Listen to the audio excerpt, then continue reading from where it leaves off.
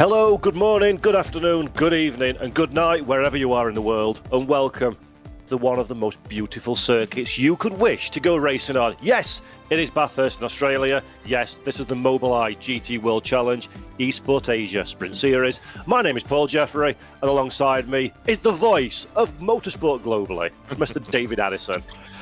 Paul, thank you. Hello, everybody. Welcome to Mount Panorama. Welcome to one of the best circuits in the world. One of the most challenging laps anywhere. A circuit that is incredibly rewarding for a driver, but get it wrong and it is going to bite. And a good result around here, Paul, I think is as much keeping off the wall, keeping out of trouble as it is about speed of car.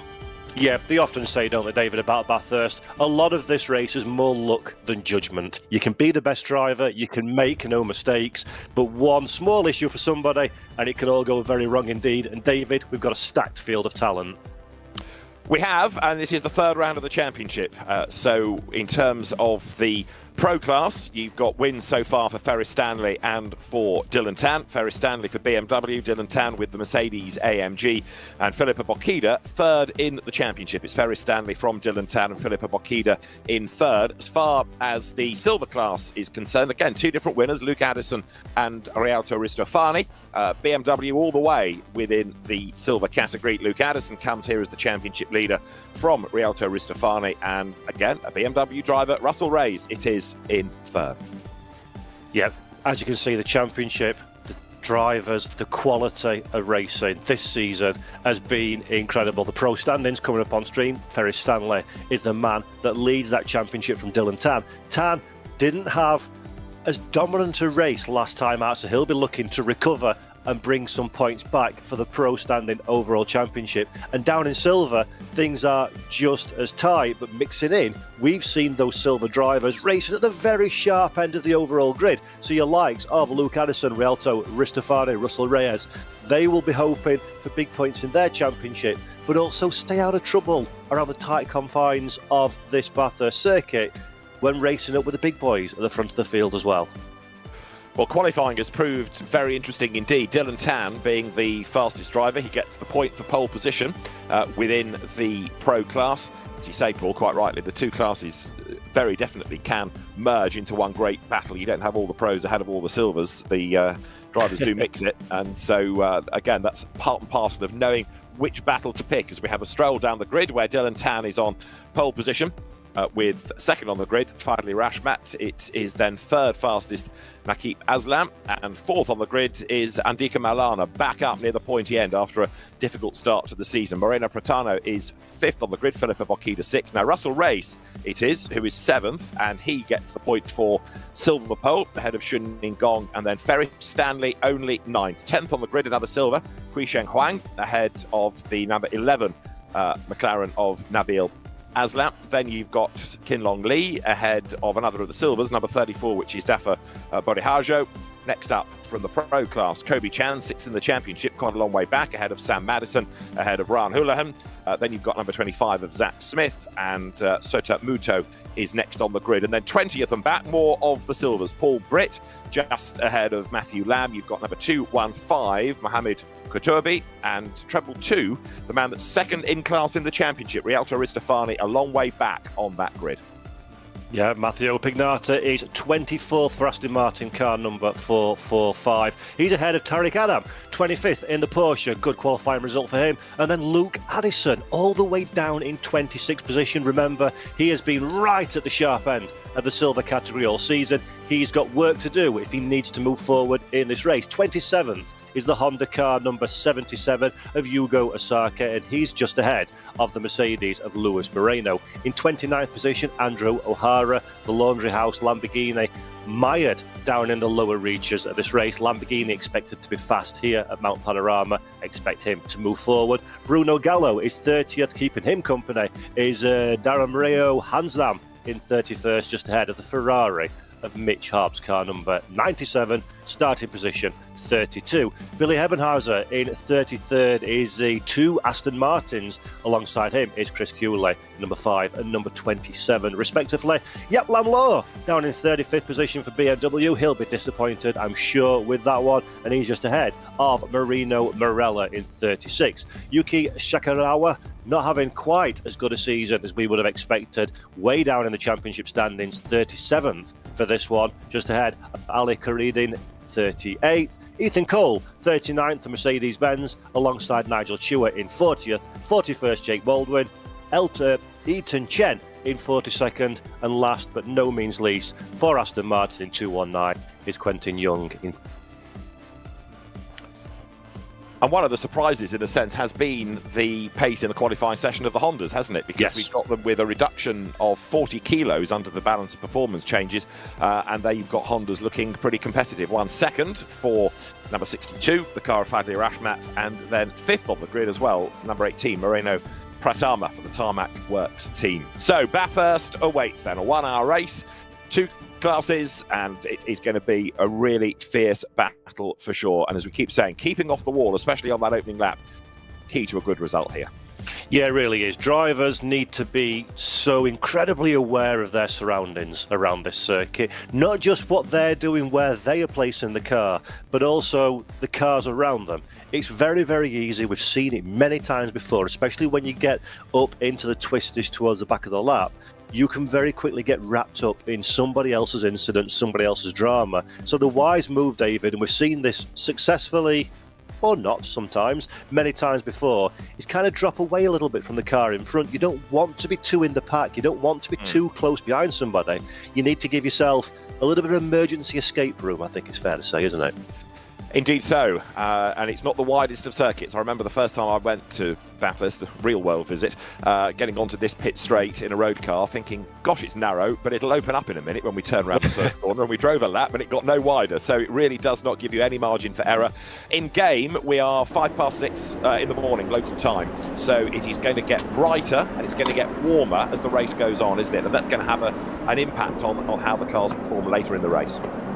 Yeah, absolutely. Drivers will need to bring that into their mindset and their thinking coming into this race. It's going to be the coldest at any stage during the event for the start. The cars are at their heaviest. Everything by nature of the fact that the race itself hasn't started will be less warmed up, less in an optimal window. And again, this suggests that the drivers need to approach the start of this race a little bit more conservatively than you would at, let's say, Brands Hatch on a sunny day in England. Now that makes it interesting, David, because how much conservatism do you bring, or how little do you bring to the table? And maybe the braver of those that keeps it below that danger line have an opportunity to move forward. And it's so hard to pass here that the opening few laps are certainly your best opportunity to make a big inroad in the cars ahead. I think you're going to have to depend in a part on what people are doing in front of you on the first couple of corners. If somebody makes a mistake, then you can adjust your plan accordingly. The other element to this, and that high shot there showed it, is just how dark it is at just gone 6 o'clock in the morning here. So the man on pole position, Dillan Tan, is going to be the pioneer. He will be judging the reference points. Now you see what impact the headlights are making. As it gets brighter, that's all going to change, but certainly on the first lap, not only are you fighting for position, to an extent you're going to be fighting for the visibility as well, because you won't be able to see quite as much as you would in normal daylight. So Dillan Tan will have the hard task on that first lap of getting all of those reference points absolutely right, assuming, of course, Paul, he converts pole position into the race lead. And that's a very good point, because there's no guarantee. It's a very short run down into Hell, which is the first corner, then a very big long straight as we run up the hill to Quarry Bend. So being the first car on the road, you are vulnerable to slipstream, you're vulnerable to mistakes, or you're vulnerable to a little bit more enthusiasm than maybe you would like from those behind. So yes, Tan leads us off the line, with the likes of Rahmat in second position and Nakib Aslan as well. We're keen to do something about that one. Mercedes, Honda, McLaren, Mercedes, Honda, BMW in the top 6. Very different cars, very different way they deliver their lap times, and very different behaviour at the opening stints of these races too. The good news is that it is a dry circuit, because Bathurst in the wet is even more perilous. So the cars then now make their way down Conrod Straight, reprofiled in the late 1980s to introduce the chase, that little chicane effectively put in where you go right and then there is a left-right flick back down the remainder of Conrod Straight towards Murray's Corner. Another feature of Bathurst in the real world is that for major events all the corners are then sold to sponsorship, but we'll go with the traditional corner names. As you look down onto the chase, you can see the headlights up at the far right as the cars come down towards the chase. The recent residential buildings built on the outside of the exit of the chase. So you've got the Dillan Tan Mercedes-AMG GT3 2020 from the Deep Breath Mercedes-AMG Esports Team Legion of Racers on pole position. And then with him at the front of the grid, as we've been saying, the Honda of Fadli Rashmat. So as far as the championship is concerned, we've not really had much out of the Hondas. Now, what about Filippo Bocchida starting on that third row of the grid? Second last time out at Donington, the silver champion of last year, and the Australian driver, one to watch here on home soil as the cars now come down towards Murray's Corner. We are about to get round 3 of the Mobileye GT World Challenge Asia Esports Championship underway. The headlights penetrate the darkness as they come down towards the final left-hander of Murray's Corner. You see the pit in lane just on the left-hand side. Very short pit straight as we are about to go racing here at Bathurst. Then the cars accelerate their way up towards the line. The light's about to change to get racing underway now, and the cars will blast away down towards the first corner at Hell Corner, the left-hander. Good getaways made by then the pole position man Dillan Tan. Staying on his outside line is Fadli Rashmat, but he's got to get back into that train of cars. He does so. He was almost hung out to dry on the outside line. 1 or 2 go deep into the corner, and places gained on the inside. A little bit of contact at the back of the pack, but it's Dillan Tan who has made a very good start indeed. I think also Filippo Bocchida is away nicely, but as the cars dive up towards the right of Quarry Bend for the first time, McLaren goes out wide. Dillan Tan it is, though, who has the race lead. That was a very brave opening corner for Dillan Tan there, really committed on the brakes, the inside line normally where you want to be, but it was such a big turn for Tan to get that car round and give racing space for Rashmat. So great driving from the Mercedes. He holds on to the lead, and we saw Aslan just going a little bit wide up through Quarry, and that's the danger on this sort of circuit in these conditions at the start of the race. You put your car in a vulnerable position, you're very likely to run out of grip and run onto the marbles on the outside of the circuit. So Tan's got a bit of work to do now as he drops down the yard.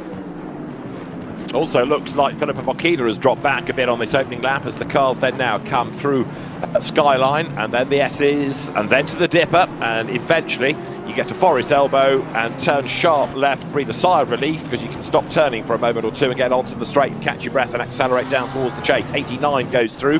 Ferris Stanley, the championship leader, only in 9th place there in the BMW, the M4 GT3 for the BMW M Team BS Plus competition. He's got work to do, and the next target just up the road isn't even in his class. It's the silver Audi R8 of Shuningong.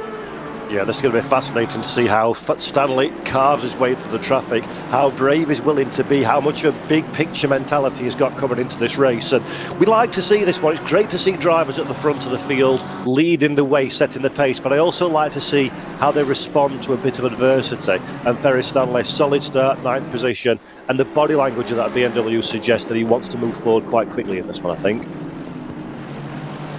Yeah, and Andika Malana, happy to be back up at the pointy end of the grid, goes over the line 3rd at the end of lap 1. So it's Dillan Tan ahead of Fadli Rashmat, ahead of Andika Malana, Filippo Bocchida 4th in the BMW, and as Paul was saying, Nakib Aslam for McLaren Axle Sports dropping back into 5th on the opening lap from the 3rd rank on the grid, ran wide here at Quarry Bend, so that's what's done for him. And the silver leader in 6th place, Russell Reyes, as we saw at Imola, going really nicely in 6th place, and we've lost, we understand, 11 cars on the opening lap through assorted incidents. So some of that's going to keep the stewards busy, but quite a lot of people in serious amounts of strife right from the word go. Yeah, and that's always the case, isn't it, when you have a tight circuit like this? And David, you can't always trust live timing because it takes a little while to catch itself up. But one of those 11 cars, I think, is Luke Addison in the BMW, is out of this race. So that's going to be big news for the championship. It is indeed, isn't it? You were saying before the race started that he was quite a long way back on the grid. He came into this with a 12-point advantage. So 12 points was the cushion, Now, Rialto Ristofani didn't qualify that well either, so Russell Reyes at the moment, who is 15 points back in the title race, has a real chance here as the silver class leader to gain hay while we wait for the sun to shine. It's still in the darkness at Bathurst. In the pits is Luke Addison, incidentally. He might be able to rejoin, but I rather doubt it, as battle is on now. Nakib Aslan is under pressure as they come down the straight. The Porsche, to the BMW, I should say, to the outside line. Russell Reyes comes up to have a go and goes through. So the silver class leader, not only well clear of the opposition, but also moving up the order outright. Great stuff. Yeah, love to see that one. Great commitment from both drivers, great respect as well to give each other racing room, and this just goes back to the point that we're making. We have a silver and we have a pro class. That is in no way reflective of the quality of these drivers. A silver can very easily get to the front, well, easily is completely the wrong word, but can very realistically get to the front of these fields and race with these pro drivers. And it's good to see Reyes not worried about the classification, just looking at the overall result. Good pass, good driving. We saw that last year, didn't we, with Philippa Bokida, who could humble many of the pros. She was a sort of silver plus, but she's going really nicely now in 4th overall. So Dillan Tan leads the way. Fastest lap of the race last time through, that first flying lap. You're looking at Shuning Gong hard at work in 8.15, the Audi. That's one of the silvers. He's 5th in the championship in class in the Drive Just Boys racing team entry. Turning their way now up through the cutting onto Reed Park. Speed building at the top of the hill now, heading up towards Sulman Park, as Shuning Gong tries to fend off Ferris Stanley, who can't really do much in the way of overtaking up here. It's just too risky, but what he needs to do is get the BMW into a position where he can challenge coming onto Conrod Straight. Yeah, and this is the danger of Bathurst. As is always the case, it's so difficult to overtake on this track, and you can pass, there are opportunities to get side by side, but if you're the likes of Ferris Stanley and you've got a championship to think about, it's a significant amount of risk that you've got to take, and 54 minutes still in the race, absolutely not worth putting yourself in that dangerous position for now. So try and stay with it. We've seen Nakib Aslan now very much on the charge again, David. Yeah, he's fighting back, and he's got back ahead of Russell Reyes. Got his nose in front midway down Conrod Straight, goes back up into 5th place then.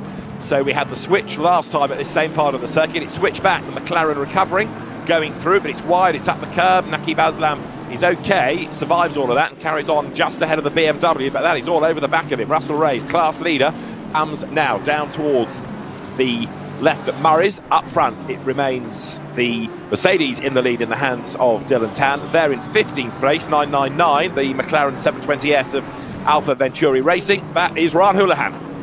Yeah, Houlihan racing on home soil, of course, Mount Panorama, Bathurst, Australia's finest race circuit, and Ryan based in Australia. One of the Porsches coming down the pit lane, I think, there. And who's that? Satomoto going slowly, recovering back to the racetrack. So the Williams Esports man has had himself some kind of dramas. He's down in 24th position. I'm hearing that he's maybe being collected by another driver, but this is not what we expect to see from Williams Esports, from the likes of Satomoto.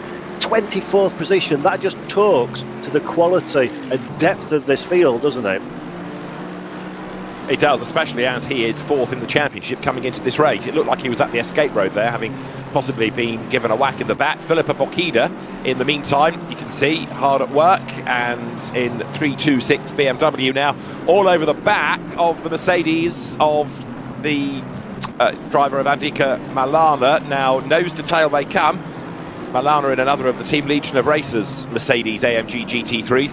Philippa Bokida applying pressure. In a sense, though, you don't want to try to apply too much pressure at the top of the mountain, because if you force a mistake out of a driver and they hit the wall, you know where to go. It's so narrow, there is absolutely no margin for error. Now, pressure on, this is where you want to try and hustle and move down towards the chase. So they're almost nose to tail, but the BMW doesn't have quite the horsepower in a straight line there, does it?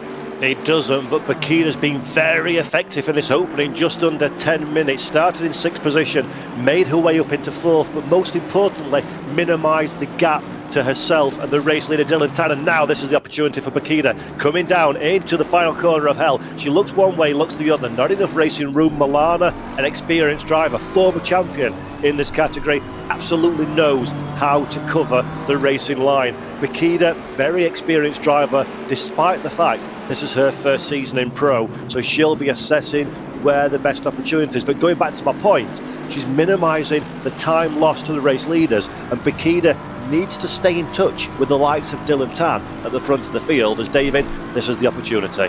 Here we go then, so Filippo Bocchini squeezes up the outside line, there's traffic to dodge past as well, and that didn't really go for the BMW because that was the wrong line going up towards Quarry Bend, so Filippo Bocchini has to slot back in behind. That was the best chance she'd had thus far, but it didn't work, possibly because of the traffic. She got a bit crowded out on the outside line, but what that has proved is that the fighting spirit is there, so Filippo Bocchini in the BMW in 4th place will attack again, and possibly that challenge starts to come into effect as they get towards the S's and the Dipper, and then try to launch the car onto Conrod Straight once more. Behind it is Naqib Aslan hanging on to 5th, Russell Reyes is 6th, Moreno Pratama has dropped down to 7th, Suning Gong is 8th, Ferris Stanley not making the progress, he is still in 9th, and then in 10th place it is Kui Sheng Huang.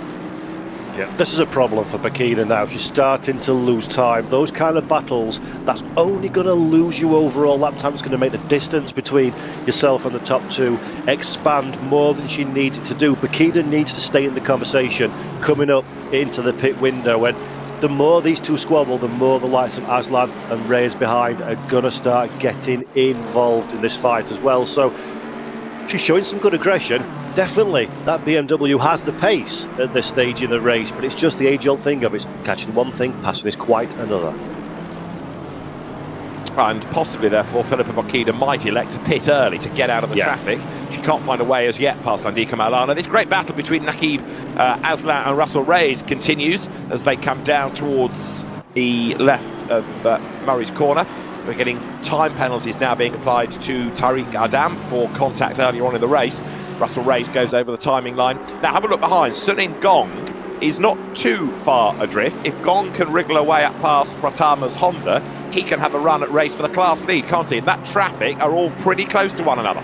Yeah, it's a really tight pack action. That's going to be very much on the mind of Russell Reyes. He wants to clear the car in front, not only for track position, but Naqib Aslan does not have the pace at this moment in time. And for Reyes, the more cars he can put between himself and Suning Gong for the silver category overall position, the more comfort he's got and the more strategic options he's got further in the race. So this is quite a critical point with 49 minutes on the clock for Russell Reyes. A lot of racing to do, but mark my words, he'll be thinking big picture and long game even at this early juncture in the event.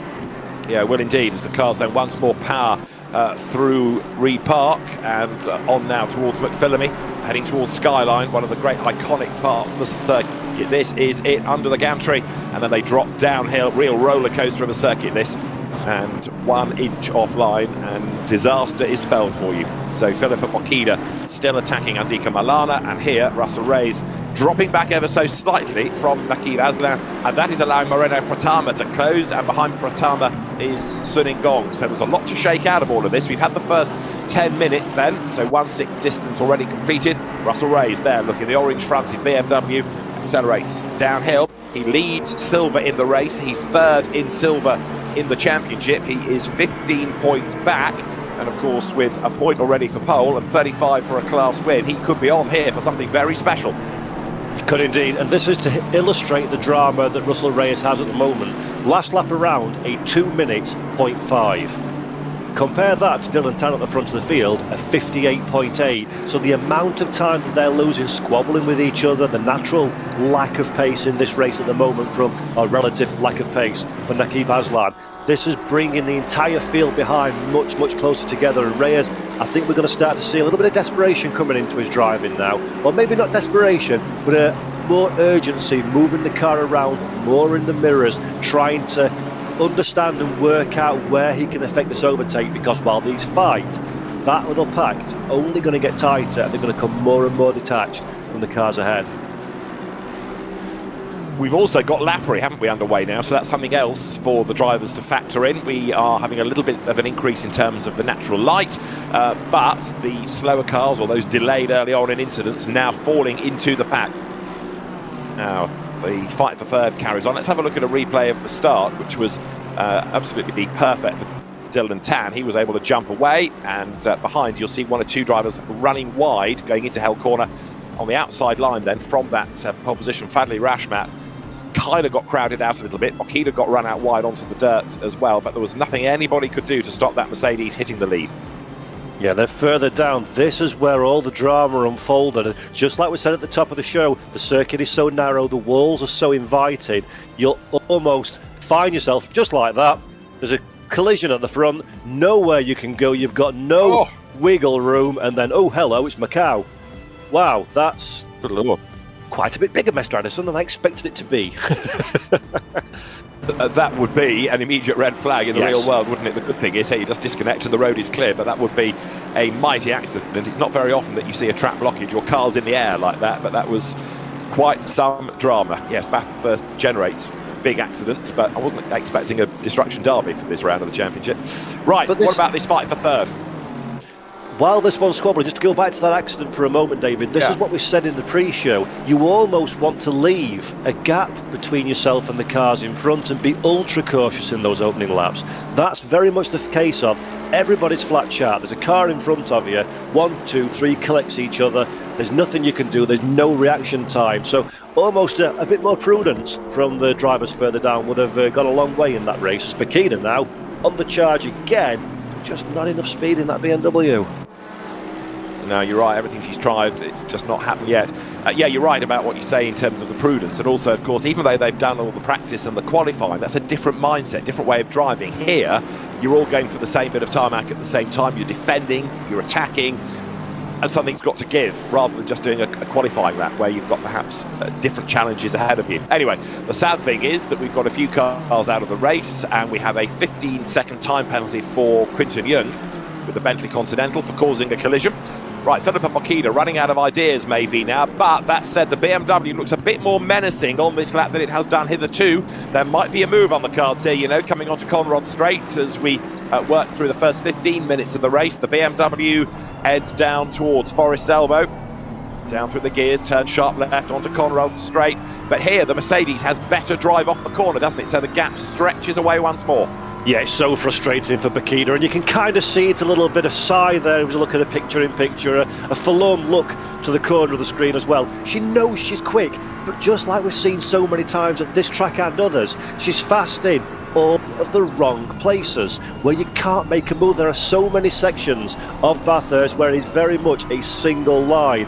The overtaking opportunities, that Mercedes has got the grunt, and Bakita, unless she does this through strategy and pit window manoeuvrings, she's got to think outside of the box for this move. That's another element of danger, that if you're running fourth in the race, you're in the conversation for a podium at least, and you're one of the top 3 of the championship. Can she afford to take that level of risk? That's the question that's going to be going through her mind at this moment, I'm sure.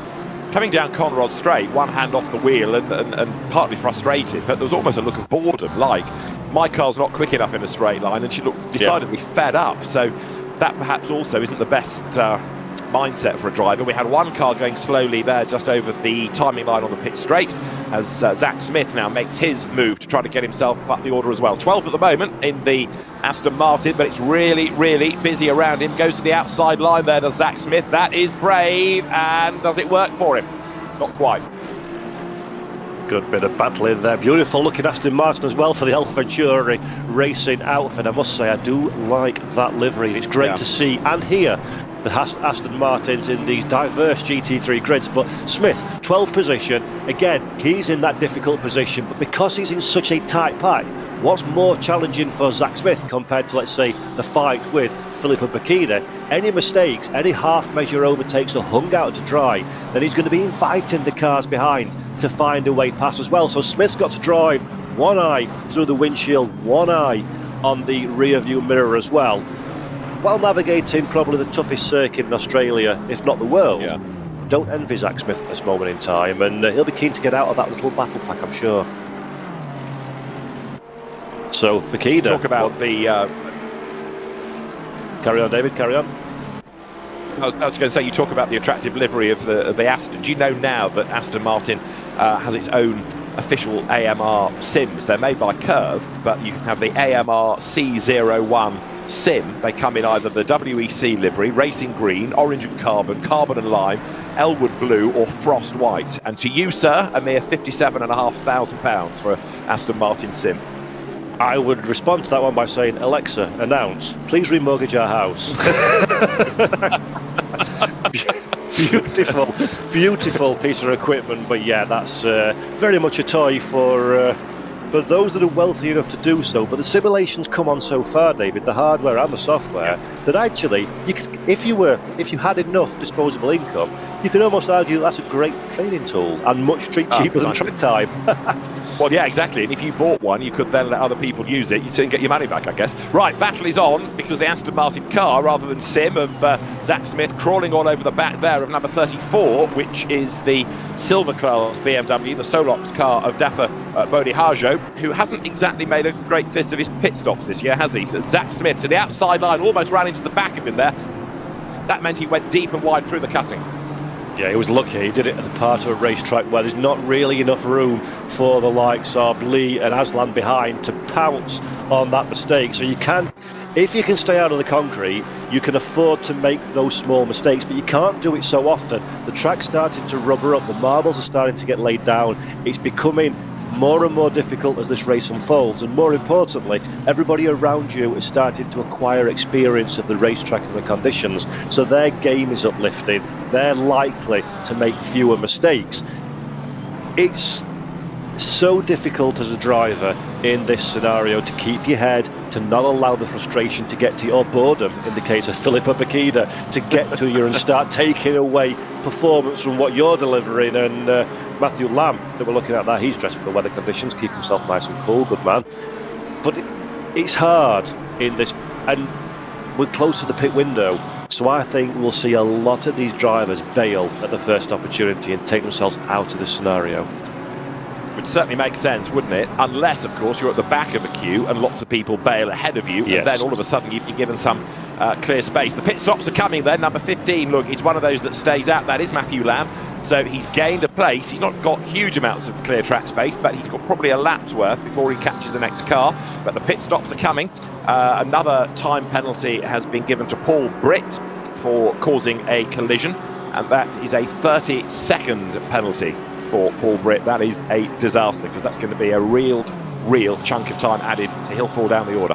Yeah, there's no way you can recover that one. It's just a case of circulating hope retirements played to your favour in front of you. What I will say though, for Zach Smith and for Ryan Houlihan, the pit window opened absolutely perfectly as they were coming to pit entry. So our race leaders, if they wanted to bail early doors, they've still got a full lap to complete. But for those two, they came in absolutely as the pit window opened. It'll be fascinating now to track their progress over the race to see if that was the correct decision, because they should hopefully have enough clean air to not come back out into traffic nor in to a lap type situation with the race leaders. So Zach Smith and Ryan Houlihan, that may well pay them back quite nicely in the next 18 minutes to change. What's going on for Russell Reyes? Because we had him ahead of Naqib Aslan earlier on. He then lost that place, and he's lost, as you can see, an enormous chunk of time. He's faded back into the clutches of Moreno Pratama. He's still well clear of his class opposition, because now second in silver, we've had a change there. It is Kui Sheng Huang in the Porsche, who's got himself up past Shuning Gong, but there are still two pro-class cars between Reyes and the silver opposition. But that BMW just does not seem to have the pace that it did early on in the race. I think it may well have been a mistake for the JMX Phantom driver, because looking at the lap times, Reyes is actually a couple of tenths of a second, no, a tenth of a second behind Aslan in terms of outright pace. So obviously a small mistake or a dipped wheel on the grass has caused him that time. But in fact, if I'm Reyes, I'd be quite grateful for that one. You don't need to be so close to Aslan and potentially get him wrapped up in any dramas that befall him. Yes, you've got Pratama behind, but the Honda, we know, is not particularly spiky in a straight line on this circuit. So Reyes is in a relatively comfortable position, but this just shows you, David, how easy it is to lose bucketfuls of time with relatively innocuous mistakes. Just going back also to the Aston Martin, we've been talking about Zach Smith going strongly, trying to gain ground. The Aston is 20 kilos heavier under balance and performance adjustments. It's the only one that's become rather more lardy. Bentley, Honda losing 40 kilos, and the Porsche has slimmed down a bit, losing 30 under the BOP tweaks as well. But the unstoppable steamroller that is Dillan Tan and Mercedes-AMG continues to lead. That said, 1.4 seconds is not that big a margin, relatively speaking, is it? Oh no, absolutely. You can win or lose that one with a shoddy pit stop if you're a little bit cautious on pit entry, or you don't hit your mark immediately and have to position yourself in the box. 1.4 seconds can go in the blink of an eye. And I often find it funny, David, that we talk about these fractions of a second, tenths of a second, 1.4 seconds. Oh, he's a mile away, he's 3 seconds up the road. Count that in reality. It's next to nothing, isn't it? They're so close together. One small bulk by a back marker or a snatch break and a run onto the wide, not even off track, just offline, that goes away in a heartbeat. So this race is still very much game on coming into part two. Absolutely right. Of course, the balance of performance aimed to equate all the cars. It does make the life even tougher for the drivers because there is no discernible performance gain. It is purely down to you and your ability. So over the timing line then, it is Dillan Tan now 2.5 to the good over Fadli Rashmat. In third place, Andika Maulana, fourth, Filippo Bocchida. So still, look, the BMW is stuck in the draft of the Mercedes. But interestingly, Paul, tricking us in a sense, we expected Filippa to dive for the pit lane by now, and she hasn't. She stayed out, still on the back of that Mercedes, but still not making progress. Yep, incredibly surprised about that one. I expected a whole host of drivers to dive down pit lane from this lead group. Now the opportunity has presented itself, but it's still Zach Smith is the leader of the drivers that have made a stop. And actually on that point, for anybody watching at home, if you're new to the world of SRO Esports, first and foremost, hello and welcome. If you look to the timing screen on the left-hand side, where you see those orange boxes with a 1 in it, that indicates that drivers have still got to make their mandatory stop. You look down to 23rd, car number 25, Zach Smith, where it's green, that means he's made his stop and served the mandatory requirement as Ethan Chen tries to pass his driving test with a multi-point turn at the least opportune part of the racetrack. And that has made it incredibly narrow, so he's got to get going again and swiftly, otherwise that's going to cause more mayhem, as now Andika Maulana comes through Filippo Bocchida. There is the silver class Porsche, Quisheng Huang, full pace racing car, and getting closer and closer to Ferris Stanley. Now this is not going Ferris's way. Don't forget, he's the Pro Championship leader there in the BMW, but he's not making progress. He's not been able to do anything about Moreno Pratama, and he is now coming under attack from a car in an alternative class. And whereas you can't really level it against the BMW in general being slow, because he's got two of them ahead of him, and Filippo Bocchida is up there pretty much fighting for a podium. It's a really curious performance, I must admit. It does just, the car, he doesn't look fast. Yes, he looks fast, he's way faster than you and I will ever be, but he looks, relative to his opponents, he just doesn't look fast, doesn't look comfortable, doesn't look aggressive in the stance of the car either. Now maybe this is less willingness to hang it all out there and put risks and just wants to come home with a solid result, but this is not the Ferris Stanley that we're used to seeing in 2023, and I think Quisheng Huang that's behind in the Porsche, he can probably sense that as well. And this will be very telling, David, on how defensive the BMW is willing to be, or will Stanley just let him go and carry on minding his own business, thinking big picture? We'll wait and see. It's like Ferris's day off, isn't it, here? He's gained a place, though, because Russell Reyes has pitted. Also in has come Suning Gong. But the BMW, then, of Ferris Stanley will gain a place on the pit stops here, but coming under attack all the time. So now, out of that leading category, pit stops are happening, and that's going to put Porsche into the lead of silver. Quisheng Huang then up into the lead of the class.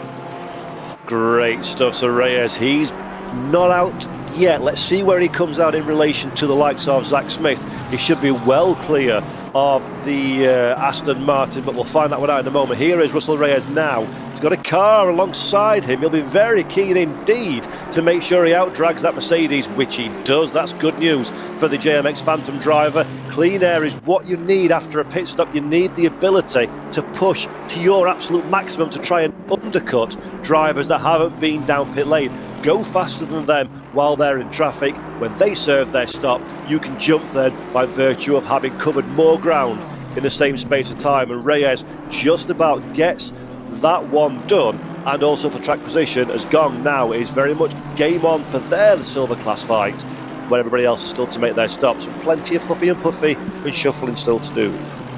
This is one of the great things about races with pit stops. There's always something going on. Now there, Filippo Bocchida had a long look to the inside, coming down towards Murray's, to no avail. stays out. She's not making progress. The lap times are going up, and Dika Maulana is doing everything absolutely right in the car that doesn't necessarily have the pace to fight for the win. So a podium beckons. He's up the curb coming out of Hell Corner, but Filippa Bokida is just staring at the back of that Mercedes, and I'm still surprised that they've not tried to do anything clever on strategy by coming in early, getting out of traffic. Maybe the answer is to try to go long and see if the Mercedes stops earlier. Then she'll have a couple of clear laps, can push, and can then try to jump ahead when she makes the pit stop. Again, Filippa is close, coming now out of Quarry Bend up towards the cutting, but there's no way through here because it is just too narrow. Yeah, that is dangerously close. I would not be taking that level of risk if I was Filippa Bokida. I've designs on the overall championship. A few of my drivers that I'm similar to in terms of points are having a bit of a difficult weekend. Bokida needs to score as maximum amount as she possibly can, and that is risky to be so close to the back of Maulana. Maulana, of course, is a very good, respectful driver, but one small mistake and you're going to find yourself at the heart of that issue as well. And we've said this before, David, that often the definition of insanity is do the same thing over and over and expect a different result. Following other drivers on track and not going into pit lane when they stay out is the same thing. It's insane for me to do that one. If you're Bokida, get down pit lane now, take your chances, don't stick to the plan, try and just do something different. Otherwise, this is going to be the same as the checkered flag, and I am perplexed that nobody's really pulling the trigger yet at the front runners. And also they're being caught by Nakib Aslam in the McLaren, who is taking advantage of Filippa Bokida being delayed behind the Mercedes, so that battle pack is growing all the time, coming down to... now Bokida this time bails into the pit lane, so finally the decision is made, get out of the traffic. A warning has been given to number 29, Dafa Nabil, the man that's fifth in the championship for driving standards from earlier on. So now Bokida pits, she's going to drop down the order, but the hope is that when the pit stops have all cycled through, she will gain track position, and she's the best placed of those drivers that have made a pit stop thus far. Another very interesting observation, and I found this by talking to a lot of eSport drivers in SRO competition over the last couple of months. They seem to they favour coming in at half distance and don't seem to go off of plan. So Bokida has come in, yes, bang on the 30-minute mark, give or take. It seems like everybody has a plan. And look at the amount of Ps that we've got on screen for drivers in pit lane, coming at half distance, breaking up a 50-50. I find that quite a confusing situation because you know yourself, best laid plans are there for ripping up and throwing in the dustbin and doing something completely different when it comes to it. But our driver is working for them at the moment. The big question now is, will the undercut or the overcut be the most successful as Bokida gets back up to speed, David? Yeah, sets off down the pit lane, rejoins the race and tumbles down the order accordingly. Now Dillan Tan has been stretching that advantage. It was 1.4 seconds when we touched on it a while ago. It's up to 1.8, which is still not a massive gain. I mean, quite often you see Dillan Tan multiple seconds in the lead, so it's been a modest gain, sector by sector by sector. Fadli Rashmat's Honda is still second, Dika Maulana third, and I wonder whether he now might be going quicker, whether he can unlock some pace because he doesn't have to be defending anymore from Filippa Bokida. Yeah, that's going to be absolutely fascinating to see. As you mentioned before, traffic is starting to play a bit of a game as well at the front of the field. We're looking at Fadli Rashmat at this moment in time for the Tarmac Works car. Will he jump down pit lane? As I think, yes, both of our... no, Tan stays out, so Rashmat decides it's his opportunity to try and make an inroad to the front runners. Maulana, though, continues on and he moves up into second position. So by far and away, David Addison, the best race of the season for Andika Maulana, but still not quite enough pace in that Mercedes to really be at the sharp end of the grid. No, you're right, he's there or thereabouts to trot out a good old cliche. But what is also interesting is as I say, Dillan Tan's advantage over Rashmat before the pit stops was not an enormous one, and as you've made the point, all it takes is to have a slight drama in the pits or indeed just run wide at a corner and it's going to be game on. So I think this is still a race with an awful lot to play out of. We have got 7.5 minutes of the pit window still to be served, but we've only got 27.5 minutes of the race. We're well and truly into part two, and although Dillan Tan looks very strong, I reckon it's still up for grabs behind him. There's a lot of shuffling going on right now while the pit stops cycle through. Bathurst is looking rather different now as they're very close to the wall goes Maulana. Bathurst is looking different because the light is increasing visibility is better for the drivers. And now look, Maulana, for my money, is absolutely here, hustling on. These are like qualifying laps. He doesn't have to defend from Bokida anymore. He has got Aslan closing, but he's absolutely leaving nothing on the table, and that car has been perilously close to the wall on a couple of occasions on this lap alone. Yeah, this is the Andika Milana that we know and love from seasons past. The car is so alive on its tippy toes, and Milana knows this is the go opportunity now. He's got to get every bit of lap time he possibly can out of that car to give him the opportunity to try and close the gap down to the cars in front. It was a 2-minute 1.5 last time with all the battling. He'll be much quicker this time, and maybe even he's on an in-lap, a final opportunity to push before you dive down pit lane, serve that mandatory requirement and get back out on the racetrack. But Andika Milana now released, has come alive in that Mercedes AMG team Unicorns of Love. And here he goes down pit lane. Let's have a look how aggressive he is onto his marker for the line. We don't quite see that because we see some pit buildings, but there we go. That's Milana in the back of his shot now as another Mercedes on pit lane. This is going to be absolutely critical, David, and this could well secure or jeopardise that podium position that he's currently running in third. Right, so keep an eye on Filippo Bokida, the BMW coming out of Forest Elbow. Now remember that they were pretty much nose to tail when Filippo Bokida made that pit stop. In comes Andika Maulana. So the car sits in the pit lane, goes through the regulation pit stop. Bokida is coming down to the chase, so there's still effectively 3 corners to go before the end of the lap. There's the kink here, then you've got the flick, and then the final turn, bringing onto the pit straight. Now, when the car of Filippo Bokida crosses the line, it will have momentum. Trouble is, though, look, she's got traffic ahead, although that back marker gets out of the way. That's good. So Filippo Bokida will be up to racing speed. She's about to come across the line. Maulana will be on the move any moment. The car drops down. He's away, but he's got to be at the pit lane speed limit.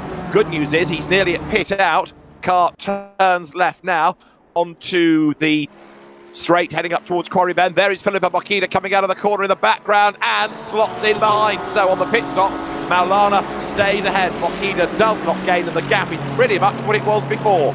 Yeah, that was absolutely fantastic. Milana knew that he had to get his skates on that in-lap, and he's just about managed to maintain that gap, as you say, from before the pit window. The big difference now is Filippo Bokida has a little bit more experience, having come out of her pit stop the lap previous. So the tyres, the car, everything about her scenario is ready to go. Milana trying to get back up to speed again. So this is a good opportunity for Filippo to pressure the Mercedes into a mistake, to try and get the overlap and get the job done. And you can tell immediately that BMW very much on its nose, looking for a way past, filling the mirrors of the Mercedes. And for Milana, this is massive pressure coming downhill into the twistiest, tightest, most difficult part of this Bathurst circuit.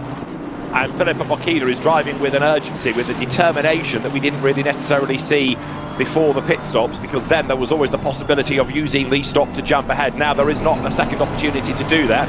So now Filippo Bokida has got to push, and she really needs to get ahead of Maulana on this lap whilst he's still getting back into a rhythm after that pit stop. She's a little bit further into that second stint, whereas Maulana is on his first lap of stint 2. But again, look, that Mercedes on Conrod Straight is able to pull away. And here's the frustration that Filippo Bokida has got.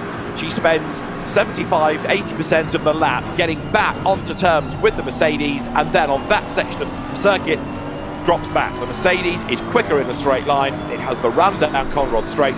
So again, all the effort goes in from Hell Corner all the way around the top of the mountain through Forest Elbow, and when you hit Conrod Straight, she has to wave goodbye to that Mercedes.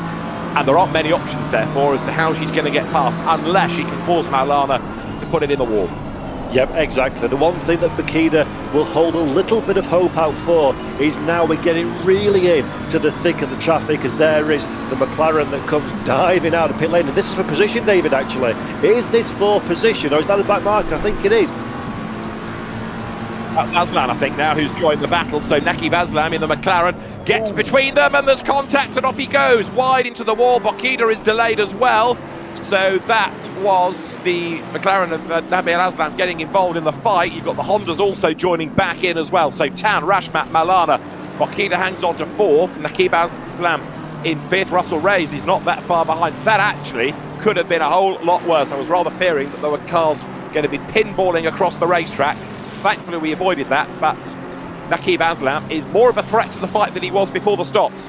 Yeah, that's worked out really, really well for the McLaren driver. Came out very much in the heart of that fight. I must say, Aslan did feel like he was moving around the racetrack a little bit more than I would have been comfortable with at that stage in the race, and light contact between himself and Bakida. But fortunately, as you say, David, everybody manages to hold on and continue. But for the likes of Milana, this has worked out fantastic. He's now let those two squabble away. That's given him a little bit of breathing room. We know that Mercedes is fast when he's not looking through his rear view mirror. So if you're Milana, now is the time to really pull the trigger and try and get some breathing space, because Aslan and Bakida, I think this is a fight that's going to continue for the next few laps at least, as Aslan again to the inside, again showing his intention. That McLaren in part two is very, very quick indeed.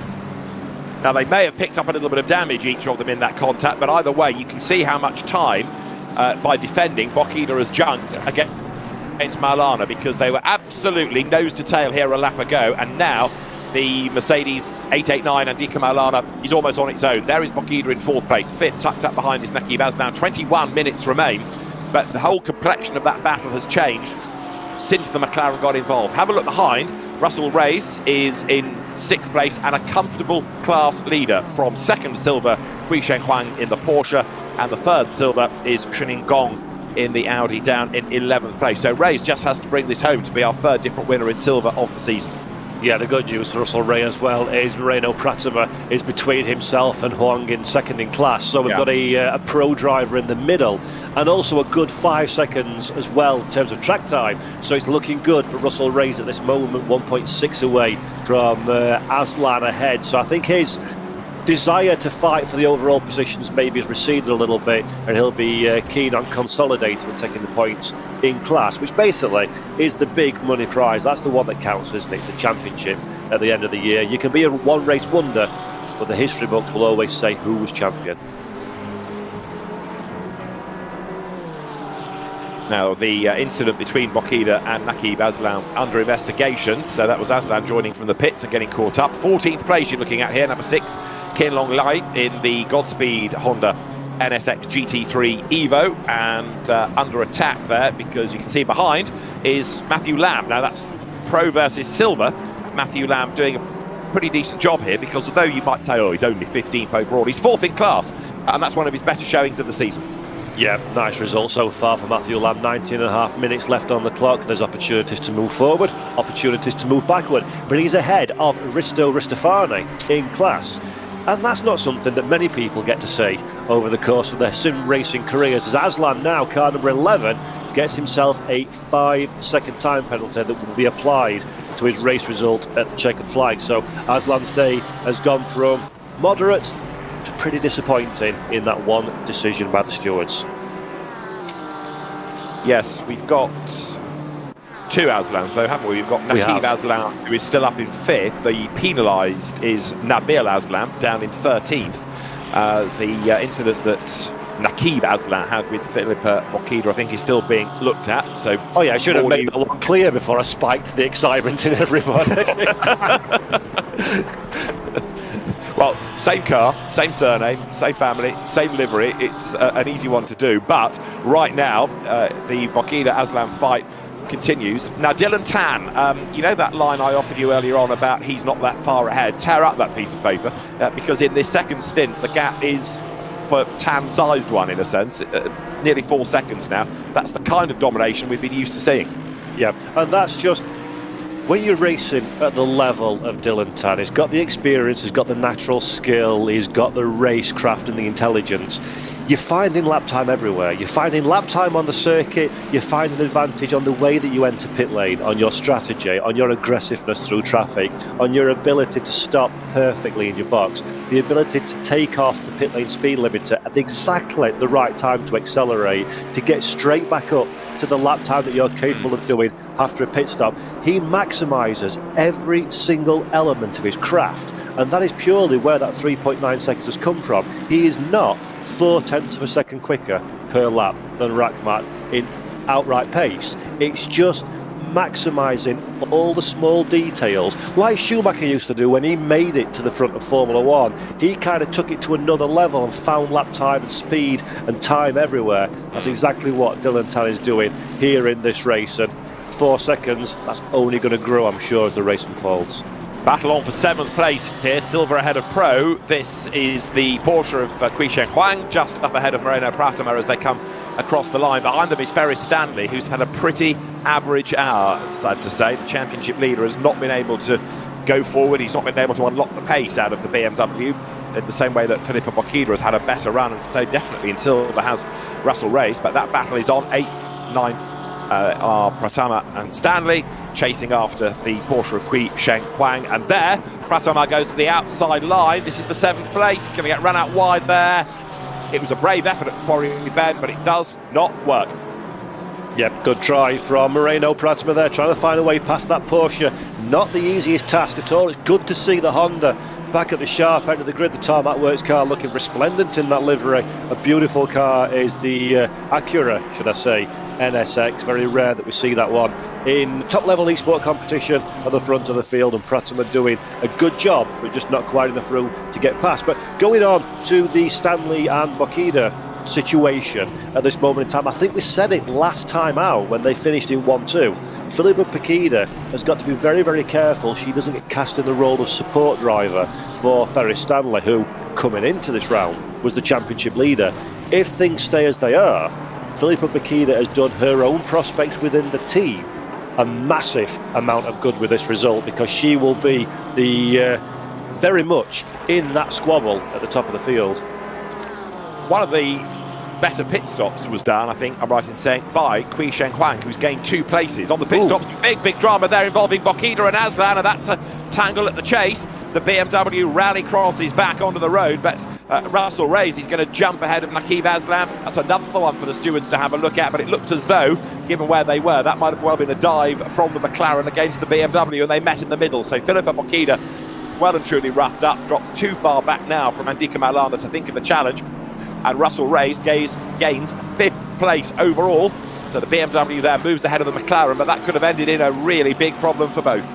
That feels like a commentator's curse, and my apologies to Filippo, immediately saying how things are going well for her, getting involved in that contact. Both drivers very, very lucky that they managed to get back on the racetrack without too much delay, so they'll survive. The stewards, the live stewards that we have here in SRO Esports, will be reviewing that one, all the telemetry and from all the angles, and make a decision on how to go about investigating and punishing that one if punishment is required. But Russell Reyes now, the silver class race leader, moves into 5th position and is very much the meat in this increasingly aggressive looking sandwich. It's interesting that he wants to be that meat, isn't it? Yes. Rather than just keeping out of trouble. But for the moment, what he is doing is trying to illustrate how quick he is outright, and he's certainly doing that. And that racer's instinct, there's a place I can gain, I'm going to seize that opportunity. That kicks in as well. 14 minutes to go. That McLaren's a curious car. It always seems to have good response, but it never gets through. It's able to get up with the traffic and fight. Nakib Aslan almost finds another 10th when he's spurred into action. We saw it earlier on. The Bentley there comes towards us a lap down. We've got Billy Ebenhazer in the Java Sim Esports Bentley as one of those on track, and Quinton Young for AOR Motorsports Racing Team in another. Here comes Aslan then to try to get back on the Russell Reyes BMW, like we have seen in the past. That car with the aero, really good coming down Conrad, and here's the move at the chase on the inside line.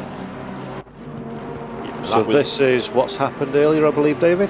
Yeah, I think this is the replay of Bocchida versus Aslan. So same moves we just cut away from. Dives to the inside, took to the grass, brake too late, clattered into the BMW. But yeah, even if Filippo Bocchida hadn't been there, he'd never made the corner because he had too much spin carried in, and he has got ahead of Russell Reyes then coming over the line. Yeah, that's a little bit of desperation in that replay, I think, from Aslan there, just trying to force a move where there wasn't really a move, and Bocchida defending hard. The big difference between Bocchida and Reyes is Reyes doesn't need to defend as hard because he's not interested in, realistically, the overall position. He's interested in class, and that's why he gave the space and allowed Aslan to snurtle the way through in the 720S. And if you're Russell Reyes, that's probably the best decision to make, actually. Let those two squabble and see if you can pick it up, the position when they fall foul. So let's look at the replay now. Aslan looks to the inside, as he did before, then goes to the outside line, comes from a long way back. The BMW spots him early, gives him the racing room, just bleeds off the brake a little bit to let the car run to the outside of the circuit, and clever driving for Russell Reyes there. Didn't make it too easy, but stayed completely as far away from trouble as he could get. But good awareness, because rather than just thinking, car behind, can't let him through, he understood that that's not a car in his class, doesn't have to fight it, gives him racing room, avoids contact, whereas you saw what had happened between Aslan and Bokida previously, where no quarter was given at all and contact was the outcome. Great fight going on here involving Matthew Lamb, and a whole load of traffic around him, including Rialto Ristofani. Now, don't forget, he's had a win this year. They're in the 222 BMW, 16th overall, 5th in class. But the multicoloured BMW is having a bit like Ferris Stanley's BMW, a pretty rotten day. So, again, it's strange whether to label this as Bathurst not being a BMW circuit, or whether you've got two stars in Bokida and Reyes because they're bucking the trend. I haven't quite made up my mind. I don't think that's a question that we'll ever find an answer to, because it is so difficult as well. Some tracks just don't click with drivers. I mean, for me, it's every track that was ever built. But for people that are more talented than I, it's some tracks I'm a lot slower at Spa-Francorchamps, for example. I feel like I'm driving the absolute limit of the car, and I'm significantly lower than where I would normally expect to be. So sometimes it does play into your car, it plays into your strategy, the balance of performance, but it also plays into the quality of the driver and where your strengths and weaknesses lie. The big thing is, though, if you're Ristofani, he needs to recover as best as possible. If things finish as they are now, Ristofani will be on 71 points, third in silver. Reyes will be at the front of the silver class with 86 points. So this has been, a good weekend so far for Reyes, but a little bit difficult for Ristofani. And Filippo Bokida, 5-second penalty has been applied. So there you can see it on the timing tower. Filippo Bokida being given a penalty.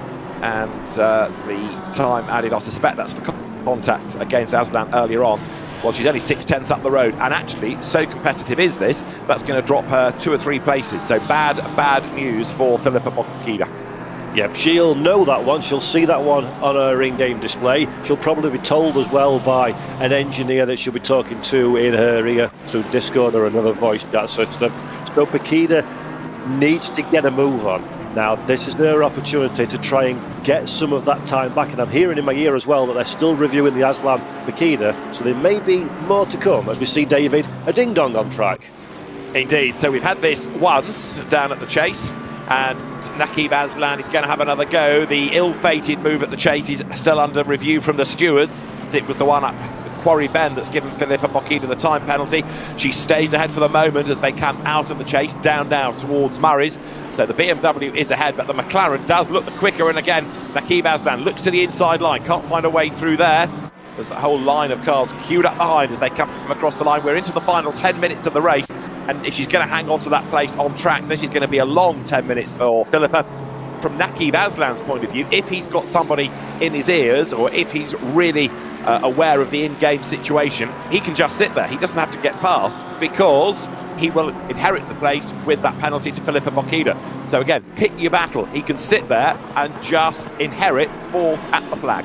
That said, Nakib Aslan will be conscious that the stewards have not issued a decision for the contact that we saw a little earlier on, and looking at it, at best it was clumsy from Aslan, at worst that may attract a penalty. So he's not safe yet as he just kisses the inside wall using all of the racetrack and more. So Aslan, nervous times for him. Bokida, she needs to turn her anger into pure pace now, because the faster she can go, the more she will minimise that 5 seconds that will be applied to her time. And as you said, David, the field is so close. 5 seconds sounds like nothing in a 1 hour race, but that could be the difference between 4th and 6th position come the checker. Very true. So Nakib Aslan has dropped back a little bit across the top of the mountain. You've got Russell Reyes closing back up again in 6th, still well clear in his class from Huang, from Gong, from Lam, Ristofani, and up into 6th in silver in the big Bentley, Billy Ebenhauser, who didn't qualify that well as the cars now come over the top of the mountain once more. 7 3/4 minutes to go. Dillan Tan, reigning champion, still dominating up front. Still, it seems, unstoppable in Mobileye GT World Challenge Asia Esports Championship. There, look, number 29 BMW from the Pro class, Dafa Nabil, 5th in the JMX Phantom in the standings pre-race. But again, that's another BMW of a quick driver that just has not been able to unlock the pace. Yeah, and that's the problem in a race like this as well. You have a disappointing qualifying, or you get caught up in a battle pack in the race because it's so hard to overtake.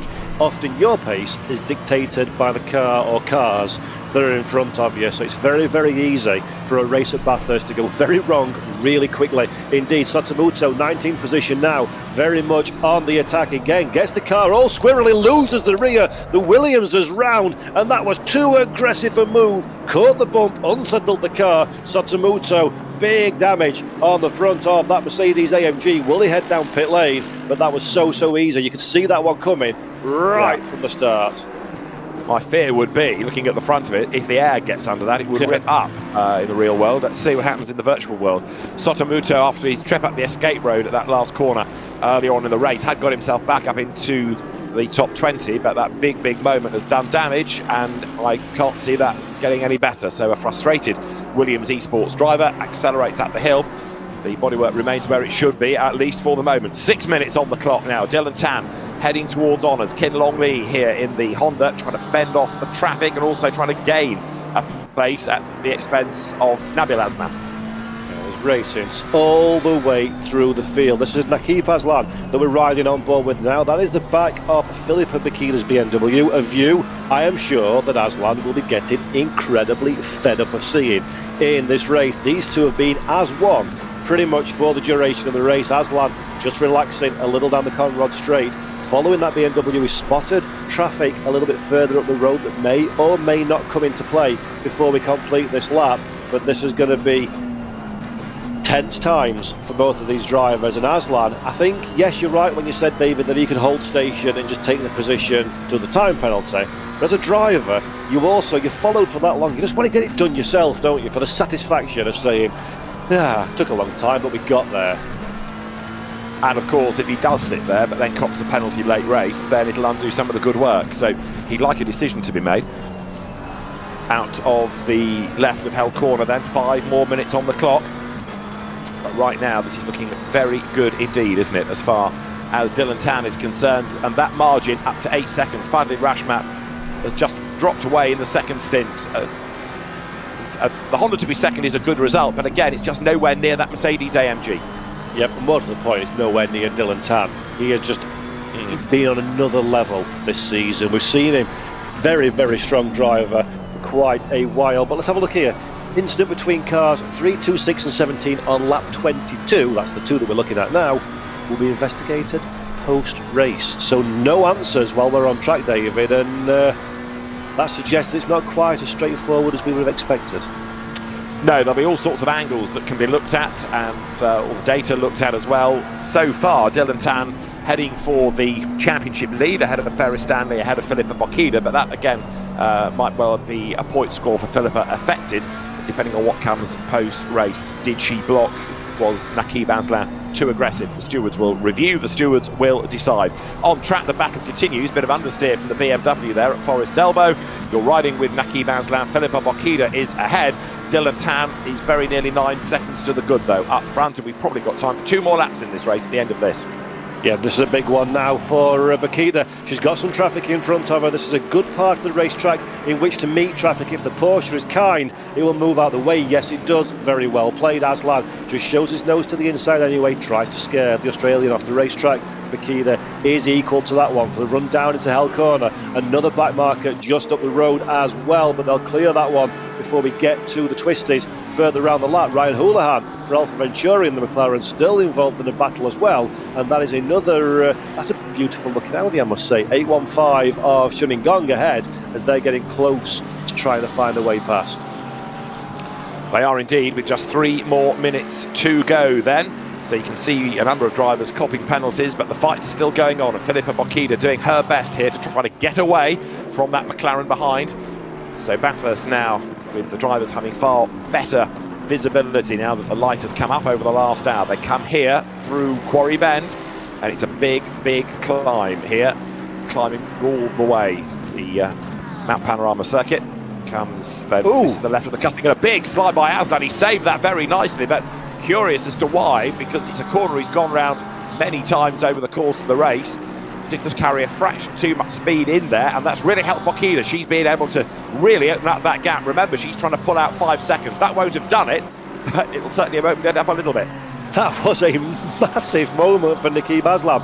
I'm always one that doesn't like it when the other commentator goes, ooh, in the background while somebody's talking, but you can't help yourself but shout out loud. That was a massive catch by Nikib Aslam there. Really great car control. GT3 cars in general, Assetto Corsa Competizione in particular, it can be difficult to catch these lazy slides, but that was really good reaction and car control from Aslam. That will have opened his eyes now.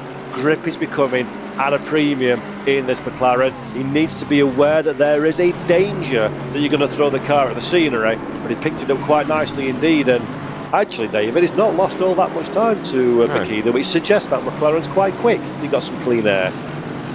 Opened his eyes, might have opened something else when he thought he was heading for the wall, but he survived the moment, didn't he? So Nikib Aslan then hustles on in pursuit of Filippo Bokida. You're right, I mean, every time we've seen that car drop back, within half a lap it is back on the tail of the BMW. The BM is the cork in the bottle as far as the McLaren is concerned. Dillan Tan then is on his last lap of the race, I reckon, looking at the clock. But yeah, Nikib Aslan, that car, I think it's the aero on Conrod, really works well for it. It's always able to come carving through the air right back onto the tail of Bokida. Hat tip to Dillan Tan though, not put a wheel wrong. Yep, Dillan Tan has been absolutely fantastic. He's worked, he's eked the advantage out in the opening stint before the pit window, served his mandatory stop absolutely perfectly, and then has just opened the throttle for stint number 2 for the second part of this race. Nearly 10 seconds now to the good from Fadli Rakhmat, with Adika Milana a further 5 in arrears, but holding on to the podium. Another good drive for Milana to kickstart his season in earnest. So, Bokida versus Aslan, that is going to go down to the wire as they come over the top of the mountain, through Ree Park, into McPhillamy. BMW again on this part of the circuit, good, but it's on Conrod where it doesn't seem to have the pace, and also the aero of the McLaren brings it back onto the tail of Filippo Bokida. Up front though, Dillan Tan is heading for honours, seemingly now, with a very good controlled drive ahead of everybody else. Fadli Rakhmat, though, is going to have his best of the year for second, and for third, Andika Milana. But fourth, irrespective of what the stewards do, might well change, mightn't it, here? Yeah, but it's going to be all the way down to the final few corners. Bokida knows she's got a 5-second penalty, knows that she cannot afford to give away even a fraction of a second. And Aslan, his last opportunity, David, can he get it done?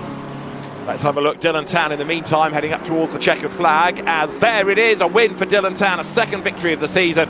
He is delighted, and more mayhem at the last corner because Bokida is off the road, and so is Aslan. It's happened again. The McLaren was ahead. Filippo Bokida pounces. I think that was Aslan possibly giving back the place, knowing he'd done wrong. But a second coming together down at the chase, and Aslan's going to have another case to answer, isn't he? Filippo Bokida crosses the line fourth. Nikib Aslan is fifth over the line ahead of Russell Reyes, but I think there's going to be an awful lot for the stewards to review. 2 incidents between the same 2 drivers at the same corner in the last 10 minutes of the race.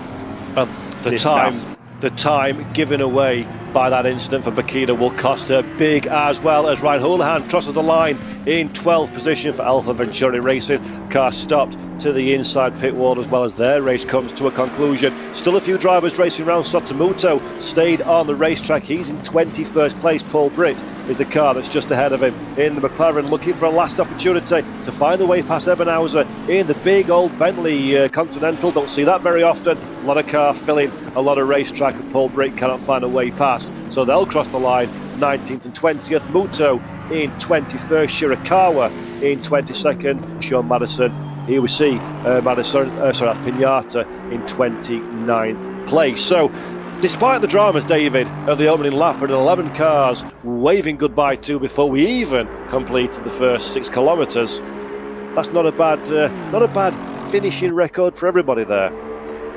Always something to talk about, always a battle going on, and the fascination in how different cars seem to work, and different cars had their travails. The BMWs for me were one of the big disappointments of that race because they just did not seem to have the speed. But that said, certainly as far as Silver was concerned, I thought Russell Reyes did an excellent job because he was one of the better BMWs and humbled many of the BMW drivers from the pro class. But Dillan Tan just looked outstanding once more, controlled the race, was able to maintain the gap, perfect pit stop, and then really started to turn up the wick in the second stint and built that lead for a second win of the year. Top job. Yes, an impressive consistency as well. We've been keeping an eye on Dillan Tan's lap times on the live timing screen that I've got in front of me, and it's always in and around the low 1 minute 59s when many of his rivals are fluctuating mid to high 59s. Occasionally Dillan dropped in the 58s as well. So he had the pace, and it really, the whole race kind of gave the impression that he was just moderating how fast, going as fast as he needed to go, David. Not pushing the car, not taking too many risks, but he had it comfortable and he had the safety net in his back pocket, knowing he was rapid. Yeah, you're right. It was always under control. It was enough to keep the lead up to the pit stops, and then in the second part of the race, he was able to push harder, get through the traffic, build that gap. A really, really impressive job. But we're getting used to seeing it. You know, this is the reigning champion. He is not a dummy. He's not somebody that is inexperienced at this. He is now really the benchmark driver, let's face it, within the Mobileye GT World Challenge Asia Esports Championship. If you can beat him, you're very good indeed. He is now the top driver within the championship, no question. And the wins keep falling to him. Yeah, absolutely. And Ferris Stanley is proving to be the closest challenger in the championship. The provisional points obviously need to wait a little while our different appeals and stewards' investigations take place. But Ferris Stanley potentially is into second position, 79 versus 93 for Dillan Tan. So that one's going to be interesting. Can Stanley recover? Previously came into this race as the championship leader, drops down into second position. We're next up at, where are we next up? I've got it on my list somewhere. At Kyalami on August the 9th, a very different circuit to Bathurst. And will that play more into the strengths of Stanley and co? Right, I'm hearing now. Our race winner is here. So, Dillan Tan, for the first time that we said this during SRO Asia Esports, but congratulations on an outstanding race victory. Thank you so much. It was a good race, and that's what I can say. Now, at the beginning of the race, Dillan, we saw you held a 1.5, 2 second gap at the front, but after the pit stops, you found much more speed. Is that strategy? Why were you quicker in the second portion of the race versus the first? Yeah, I think that's why I was quicker. I had lesser fuel and better tires, so I could basically go faster. Yeah, that's why I put quite a big gap. So how difficult is it? Tell the viewers at home, how difficult is it to push on a track like this? And how much risk do you apply to your driving? I actually find it quite easy to push as I put in a lot of effort, and you know what they say, high risk, high reward. They do indeed. And with another race victory under your belt, you've got the championship lead now. Provisional standings suggest you're on 93 versus 79 for Ferris Stanley. How confident are you going into the last two races of the season? I can't say I'm not very confident, but I can say I'm also quite confident. But anything can happen in racing, but the job is not done yet. Absolutely. And before we let you go to celebrate, do you want to say anything to your team and your fans and the organisers of this series? I would like to say thank you to my teammate Andika Rama for helping me put in effort into the setup. We did quite well in making a good setup, and yeah, also thank you to my team at LOR. Yeah. Well, Dillan, I think you did absolutely fantastic. Enjoy the rest of your day. Go and celebrate, and congratulations on another resounding victory in the Mobileye GT World Challenge SRO Asia Esports Series. Well done. Thank you so much. Always love to see how absolutely unflustered these drivers are, David, after a victory. Worked quite hard. It was quite easy, apparently. Well, I suppose that's part of the talent, isn't it? You know, he makes it look easy, and that's the frustration for the other drivers. They can't do anything about him. So, top job by Dillan Tan, as it also was, Paul, from our silver class winner. Yeah, Russell Reyes, congratulations on winning the silver class. That was an incredible drive. Tell me about it, please, from your perspective. Yeah, it was very nice. I just held the pace. I just wanted to get that quali, which I did. So very happy to do that, because in this track you really need that qualifying pace to be ahead. And you know, because if you're at the back, it's gonna be hard to overtake drivers because it's so tight. And yeah, luckily I managed to get a good lap, and yeah, there we have it. Yeah, it was fantastic to watch you on track, and you were really not scared to race against the pro class drivers as well, despite leading silver. Tell me, how difficult is it to manage your race knowing the cars around you are in a different class to you in terms of classification in the series? Yeah, it was definitely hard, since I don't want to get involved in any accidents and penalties, of course. So there were some times where I just like braked early to let him pass, and there was this time where Pratama behind me, is a pro driver, was catching up, so I just drove harder, and yeah, managed to keep ahead. I didn't want to get behind him because I might get held up or we might fight, and I don't want to fight. I just keep it clean, keep my nose clean, and there we have it. Brilliant performance. And obviously you're the silver class winner now, so what does it mean to have won your category to you as a driver? How does it feel? What does it mean to you to have won at this level of esport racing? Yeah, this is actually my first time winning an SRO Esports. So I couldn't win last year, previous year, and I'm so happy I managed to finally do it.